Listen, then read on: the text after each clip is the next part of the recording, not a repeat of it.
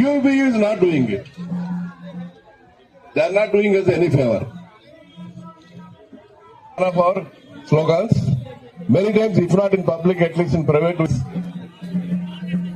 they are not doing us any favor. If today we are retired, the people who are in service they are going to benefit to it. They are going to be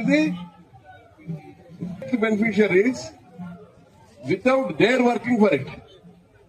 If we fail, we are not demanding anything from UBU. We will be a part of it and we will be instrumental for it. If this is not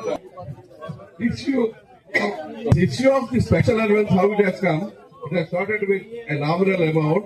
That means not eligible for gratuity. Or what you will do if it is 90% tomorrow? So people who are retired after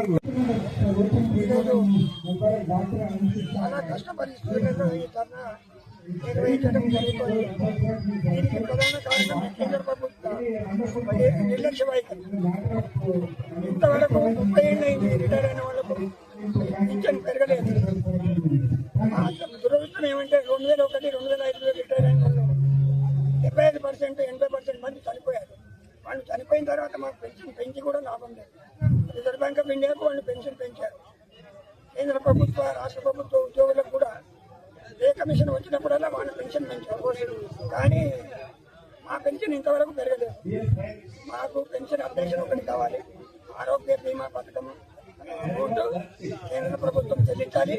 మూడోది parliament మెంబర్లు, ఎమ్మెల్యేలకు ఒక్కొక్కరికి 5 పెన్షన్లు, లక్షల రూపాయలు వాళ్ళు pension తీసుకుంటున్నారు.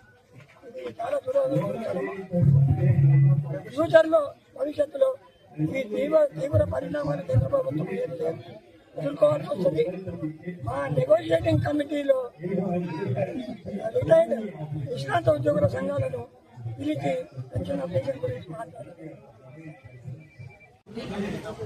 నాకేంటంటే వాళ్ళు మర్జీ చేశారు కదా SBIలో, వాళ్ళకు ఏ బెనిఫిట్స్ అయితే వస్తున్నాయో అవి మాకు కావాలని నేను కోరుతున్నాను. అంతే.